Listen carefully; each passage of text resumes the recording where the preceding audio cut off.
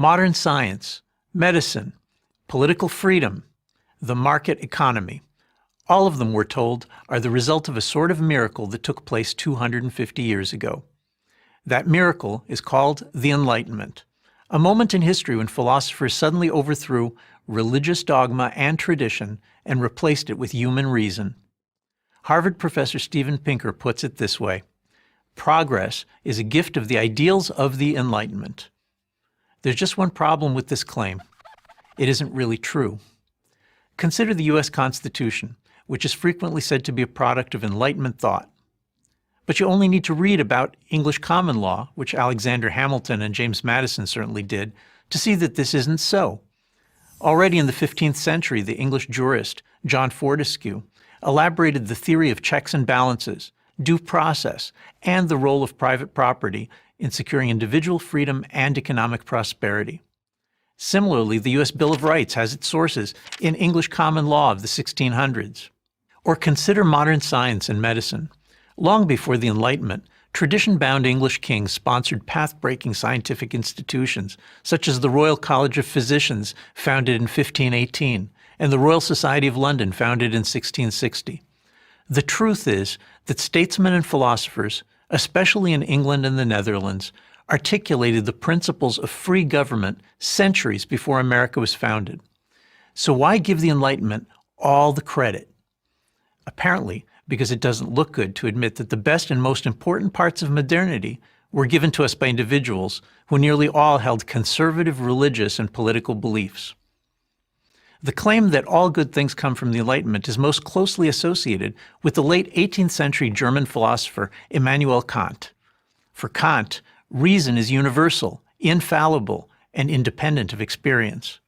His extraordinarily dogmatic philosophy insisted that there can be only one correct answer to every question in science, morality, and politics, and that to reach the one correct answer, mankind had to free itself from the chains of the past, that is, from history, tradition, and experience. But this Enlightenment view is not only wrong, it's dangerous. Human reason, when cut loose from the constraints imposed by history, tradition, and experience, produces a lot of crazy notions. The abstract Enlightenment philosophy of Jean-Jacques Rousseau is a good example. It quickly pulled down the French state, leading to the French Revolution, the Reign of Terror, and the Napoleonic Wars. Millions died as Napoleon's armies sought to rebuild every government in Europe in light of the one correct political theory he believed was permitted by Enlightenment philosophy. Today's cheerleaders for the Enlightenment tend to skip this part of the story. They also pass over the fact that the father of communism, Karl Marx, saw himself as promoting universal reason as well. His new science of economics ended up killing tens of millions of people in the 20th century. So did the supposedly scientific race theories of the Nazis. The greatest catastrophes of modernity were engineered by individuals who claimed to be exercising reason. In contrast, most of the progress we've made comes from conservative traditions, openly skeptical of human reason.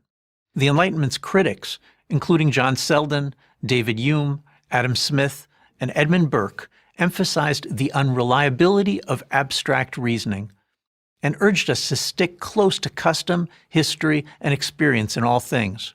Which brings us to the heart of what's wrong with today's idolization of the Enlightenment. Its leading figures were not skeptics, open to what history and experience might teach us. Their aim was to create their own system of supposedly infallible truths independent of experience. And in that pursuit, they were as rigid as the most dogmatic medievals. Anglo-Scottish conservatives had a very different goal. They defended national and religious tradition, even as they cultivated what they called a moderate skepticism, a combination that became known as common sense. I think a lot about common sense these days, as I see American and European elites clamoring for enlightenment now. They rush to embrace every fashionable new ism, socialism, feminism, environmentalism, and so on, declaring them to be universal certainties and the only politically correct way of thinking. They display contempt towards those who won't embrace their dogmas, branding them unenlightened, illiberal, deplorable, and worse. But these new dogmas deserve to be greeted with some of that old Anglo-Scottish skepticism. Enlightenment overconfidence in reason has led us badly astray too many times. I'm Yoram Chazoni, author of The Virtue of Nationalism for Prager University.